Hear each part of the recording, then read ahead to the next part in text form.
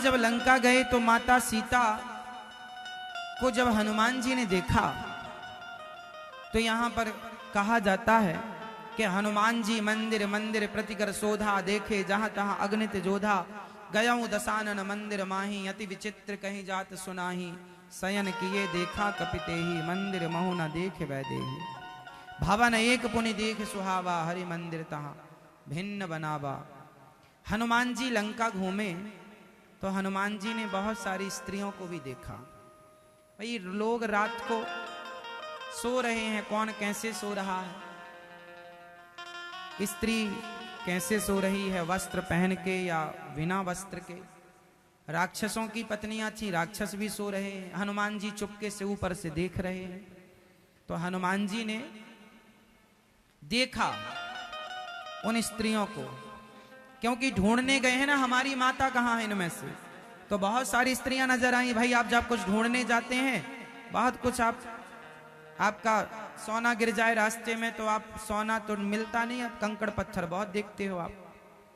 तो स्वाभाविक है कि कोई चीज ढूंढने गए हैं तो अन्य चीजें दिखेंगी। तो हनुमान जी को भी अन्य स्त्रियां दिख गई। कहा जाता है कि हनुमान जी ने सोचा कि राम राम मेरे से बड़ा अपराध हो गया। क्या अपराध हो गया? बोले मैंने पराई स्त्रियों को देख लिया, कोई वस्त्रहीन थी, कोई कहां थी, क्या थी, कैसे थी, बड़ा अपराध हो गया। भगवान हनुमान जी तो संत हैं, भक्त हैं, और भक्तों को पराई स्त्री को देखना पाप है। हनुमान जी बोले मेरे से पाप हो गया, मैं तो माता सीता माँ को देखने आया, वो तो मिली नहीं, ये सब स्त्रियों को देखकर बड़ा पाप हो गया। इसका मतलब क्या है? ये आज के लिए मैंने ये बात छेड़ी है कि आजकल जो आप लोग अपने मोबाइल में अच्छी चीजें तो देखिए पर बुरी चीजें मोबाइल में बिल्कुल ना देखिए, क्योंकि आंखों से जो चित्र आप देखते हैं, आंखों से देखे हुए चित्र का मन पर बहुत गहरा प्रभाव पड़ता है। आंखों से देखा हुआ ही नहीं, कानों से सुनी हुई बातों का भी मन पर गहरा प्रभाव पड़ता है। इसलिए आंखों का मतलब ये नहीं है कि आपकी आंखें हैं तो आप कुछ भी देखेंगे। क्या देखना है इन आंखों से और क्या नहीं देखना, इसके लिए ही आपको धर्म का ज्ञान हो, सत्संग से ही ये सब दृष्टिकोण प्राप्त होगा। भगवान राम को स्मरण करने लगे हनुमान जी, प्रभु मैं क्या करूं, बड़ा पाप हो गया। हनुमान जी ने कहा कि मैं इस पाप से कैसे मुक्त हो जाऊं। इसलिए जब हनुमान जी को बांधने के लिए मेघनाथ आया, चला इंद्रजित अतुलित जोधा, बंधु निधन सन उपजा क्रोधा। तो जब आया तो ब्रह्म अस्त्र ते ही साधा, कपि मन कीन विचार, कपि मन कीन विचार। कौन सा विचार किया?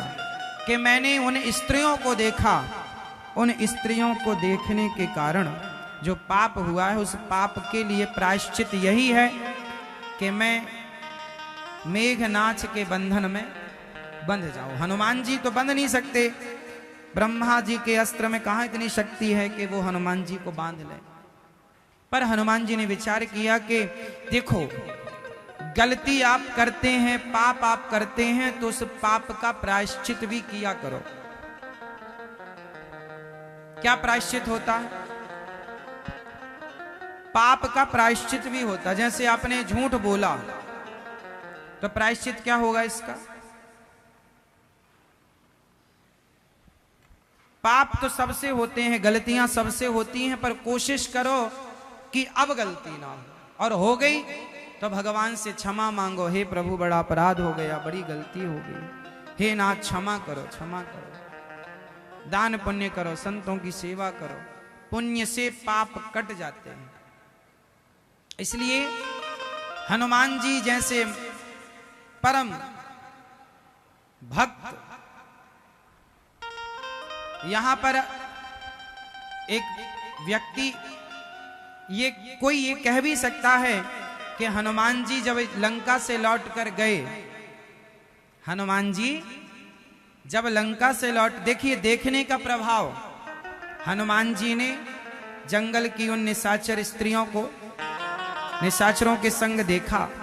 तो हनुमान जी जब लंका से वापस गए राम जी के पास, तो आपने एक चीज नोटिस की, हनुमान जी के द्वारा उनके शरीर से एक बूंद गिरी, जिस बूंद को एक मछली पी गई, और पीने से वह मछली क्या हो गई? गर्भवती हुई, जिसके कारण हनुमान जी का एक पुत्र हो गया। क्या नाम था हनुमान जी के पुत्र का? कौन बताएगा? क्या नाम था? पीछे वाले भैया, क्या नाम था? क्या नाम था भैया? हाँ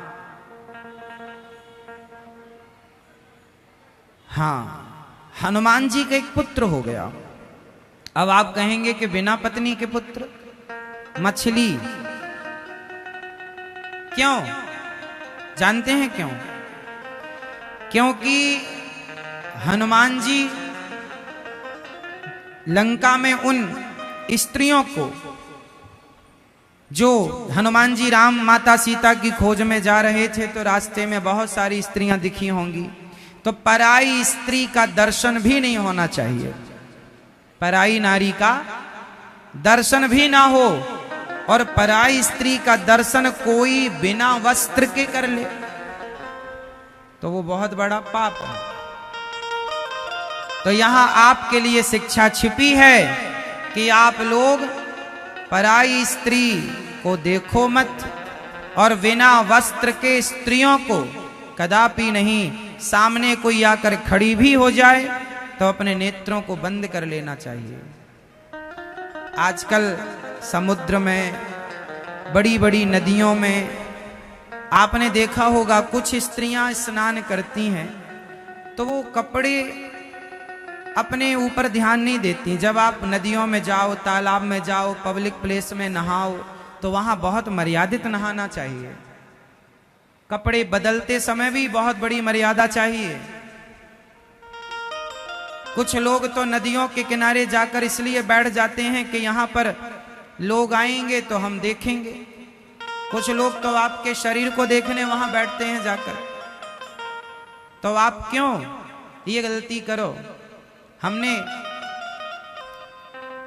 कभी कभी नदियों का स्नान करने, दर्शन पूजन करने हम भी जाते हैं, वहां भी हम देखते हैं कुछ मतलब जरा से लोग, कुछ ऐसे भी होते हैं जो बड़ी लापरवाही से कपड़े बदलते हैं। शरीर के अंगों का ध्यान नहीं है कि सामने वाला देख रहा है, आप किस प्रकार से लापरवाही कर रहे हैं। क्योंकि पराई स्त्री का दर्शन भी, उसके अंग का दर्शन भी यदि किसी पुरुष को हो जाए, धोखे से भी हो जाए, तो अपराध है। पराई स्त्री का बिना वस्त्र के दर्शन हो जाना बहुत बड़ा अपराध है। और स्त्रियों के लिए भी पर पुरुष का बिना वस्त्र के दर्शन हो जाना भी बहुत बड़ा जघन्य अपराध है। इसलिए हर चीजों से आपको, अपनी आंखों को, अपने कानों को बुरी बातों से, बुरे दर्शन से, बुरे दृश्य से अपनी आंखों को और अपने कानों को बचा के रखना। नहीं बचाएंगे तो बिगड़ेगा किसी का नहीं, आपका बिगड़ेगा। क्योंकि वो जो चीज देखे हो ना, वो दिमाग में बार बार गूंजेगी और आपका मन वहीं वहीं जाएगा। इसलिए जो आप देखते हैं, जो आप सुनते हैं, उसका आपके मन पर, आपके चित्त पर बहुत गहरा प्रभाव पड़ता है। आप इसे मानो मत मानो, कितना आप समझेंगे कितना नहीं समझेंगे, पर बड़ी गहरी बातें हैं। हाँ या ना? मर्यादाएं तो मर्यादाएं होती हैं, मर्यादाओं का उल्लंघन ना हो किसी भी प्रकार से। हनुमान जी ने देखा तो मकर ध्वज का जन्म हो गया।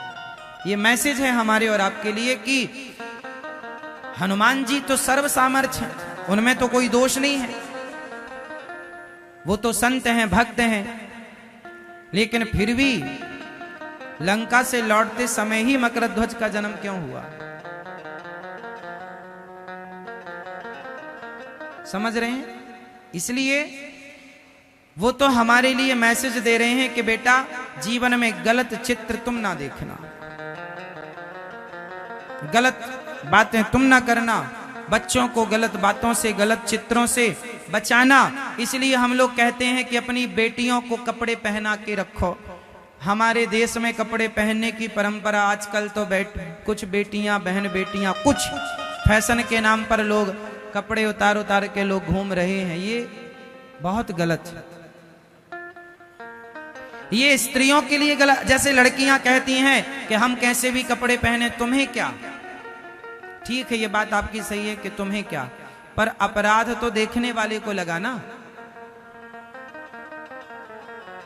अपराध तो देखने वाले पुरुष को लगेगा। तुम तो अपना भले बिना कपड़े के घूमो, तुम्हें नहीं लगेगा। वो तो तुम्हारे संस्कार हैं कि तुम पहन के घूमो या नंगे नाचो, लेकिन अपराध तो सामने वाले को लगेगा। हम रास्ते से जा रहे हैं, कोई संत रास्ते से जा रहे हैं और उनके सामने कोई निर्वस्त्र स्त्री आ जाए, तो संत की नजर धोखे से भी पड़ जाए तो संत को अपराध लग जाएगा। भाई हम तो जा रहे थे रास्ते से, आप आ गए, हमारी नजर धोखे से पड़ गई, तो आपका तो कुछ नहीं बिगड़ना, क्योंकि आपका तो ऑलरेडी सब बिगड़ गया, इसलिए तो घूम रहे हो ऐसे। पर अब बिगड़ेगा तो हमारा।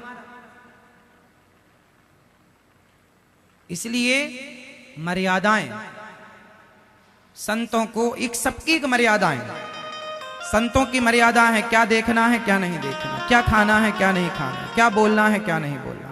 हमारे यहाँ सबकी मर्यादा, बोलने की मर्यादा, देखने की मर्यादा, सुनने की मर्यादा, चलने की मर्यादा। माता सीता को लक्ष्मण जी ने कहा था इस लक्ष्मण रेखा के अंदर रहिएगा मैया। वो मर्यादा की रेखा उल्लंघन करके क्या चली गई, रावण उठा कर ले गया। तो मर्यादा की लक्ष्मण रेखा यदि पार हुई तो कष्ट है। तो आपका कुछ नहीं बिगड़ना, आपका ऑलरेडी बिगड़ चुका है, अब बिगड़ेगा सामने वाले। इसलिए अपनी बहन बेटियों को बोला करो कि बेटा हम भारतीय हैं, इसलिए कपड़े से शरीर को ढकने से आपकी सुंदरता और बढ़ेगी, आप शोभायमान होंगी, ना कि आप अश्लील कपड़े पहन के बाजार में निकलेंगे। क्यों जी, क्या सही है? आजकल तो मंदिरों में मन माने कपड़े पहन के लोग जाते हैं। अब आप कहेंगे महाराज जी कपड़ों ने क्या बिगाड़ा है? नहीं साहब, देखो फर्क तो पड़ता है सब चीजों का, नहीं पड़ता, फर्क पड़ता है, थोड़ा थोड़ा सही पड़ता है। उचित तो सब सही है, अनुचित कुछ भी सही नहीं है। जरा जरा से कपड़े पहन के बाजार में घूमना, अंगों का प्रदर्शन करना, ये अमर्यादित है। आप मानो ना मानो, आप बिल्कुल ना मानो हमारी बात, हमें पता है कि आप में से कुछ लोग हमारी बात से असहमत होंगे, तो हमें से कोई फर्क नहीं पड़ता। आपको अच्छी लगे तो मानिएगा, नहीं लगे तो हम कोई जबरदस्ती नहीं कहेंगे आपसे कि नहीं जी हमारी बात मानो। पर हमारा जो कहना है वो ये है कि मर्यादाएं बहुत जरूरी है। हमारे राम का नाम ही मर्यादा पुरुषोत्तम है। उनके तो पग पग में क्या है, क्या है? मर्यादा। ऐसे श्री हनुमान जी महाराज सीता मां का पता लेकर आए और राम जी के चरणों में बैठकर कहने लगे कि प्रभु चलिए आपका इंतजार माता सीता कर रही हैं। राम जी ने कहा ये बताओ सीता जिंदा है कि मर चुकी हैं? हनुमान जी ने कहा प्रभु ऐसा क्यों? कह रहे हैं वो जीवित है। नाम पाहरू दिवस निसी ध्यान तुम्हारे कपाट, लोचन निज पद जंत्रित जाय प्राण के ही बाट। आपके चरणों का ध्यान करने में उनके दरवाजे बंद हैं नेत्रों के, वो कहां से प्राण निकले? चलिए राम जी गए हैं और लंका पहुंचकर विभीषण जी शरण में आए। राम जी ने रावण को मारा,